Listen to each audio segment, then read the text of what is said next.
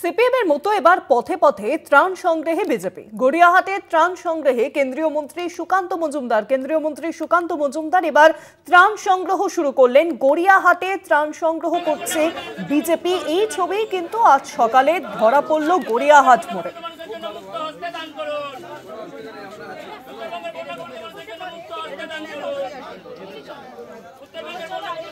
CPM এর মতো এবার পথে ত্রাণ সংগ্রহে বিজেপি। গড়িয়াহাটে ত্রাণ সংগ্রহে কেন্দ্রীয় মন্ত্রী সুকান্ত মজুমদার, সেই ছবি দেখতে পাচ্ছেন। গড়িয়াহাটে প্রত্যেকটি দোকানে গিয়ে গিয়ে ত্রাণ সংগ্রহ করছেন কেন্দ্রীয় শিক্ষা প্রতিমন্ত্রী সুকান্ত মজুমদার। এই ছবি কিন্তু আজ ধরা পড়ল গড়িয়াহাটে। সিপিএম এই কাজ করতো, এই ছবি বারংবার আমরা দেখেছি, এমনকি বাড়ি বাড়ি গিয়েও সিপিএম ত্রাণ সংগ্রহ করত, কিন্তু বিজেপি এই কাজে কোনোদিন নামেনি।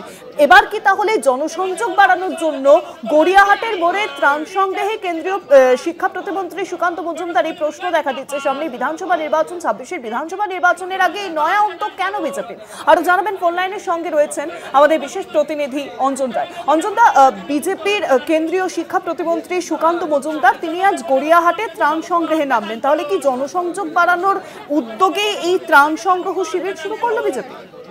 দেখো, বিজেপি উত্তরবঙ্গের ঘটনার পর কিন্তু বিভিন্ন জায়গায় এরকম ভাবে ত্রাণ সংগ্রহ করছে। কিছুদিন আগে শিয়ালদা স্টেশনে তারা ত্রাণ সংগ্রহ করেছে, শিলিগুড়িতে কিছুদিন আগে তারা এরকম ত্রাণ সংগ্রহ করেছে। সুকান্ত মজুমদার তার নিজের এলাকা বালুরঘাটে এরকম ভাবে ত্রাণ সংগ্রহ করেছে। এবার কলকাতার বুকে দাঁড়িয়ে গড়িয়াহাট এলাকাকে বেছে নেওয়া হয়েছে ত্রাণ সংগ্রহের জন্য সুকান্ত মজুমদারের বিজেপির পক্ষ থেকে। এটা একসময় সিপিএম করতো। এবারে উত্তরবঙ্গের এই ত্রাণ সংগ্রহ অভিযান কলকাতা জুড়ে, শিলিগুড়ি জুড়ে, বিভিন্ন জায়গা জুড়ে এসএফআই, ডিওয়াইএফআই, সিপিএম এর পক্ষ থেকে কিন্তু ত্রাণ সংগ্রহ করা হচ্ছে এই একই পদ্ধতিতে। সম্ভবত সেই পদ্ধতিতেই বোধহয় দেখে উদ্বুদ্ধ হয়েছে বিজেপি, কারণ বিজেপিকে কোনোদিন এইভাবে ত্রাণ সংগ্রহে দেখা যায়নি। বিজেপি একটি এমন একটা রাজনৈতিক দল যার অর্থ সম্পূর্ণটা দিল্লি থেকে আসে এবং দলটা চলে, দলীয় কর্মীদের সেভাবে পয়সা দিতে হয় না। ফলে সিপিএম কে দেখে হয়তো উদ্বুদ্ধ হয়েই এবার বিজেপিও এইভাবে এই উত্তরবঙ্গের জন্য ত্রাণ সংগ্রহে নেমে পড়লো। গড়িয়াহাটের ছবি দেখতে পাচ্ছ, আরো বেশ কিছু জায়গায় ত্রাণ সংগ্রহ অভিযান চলছে।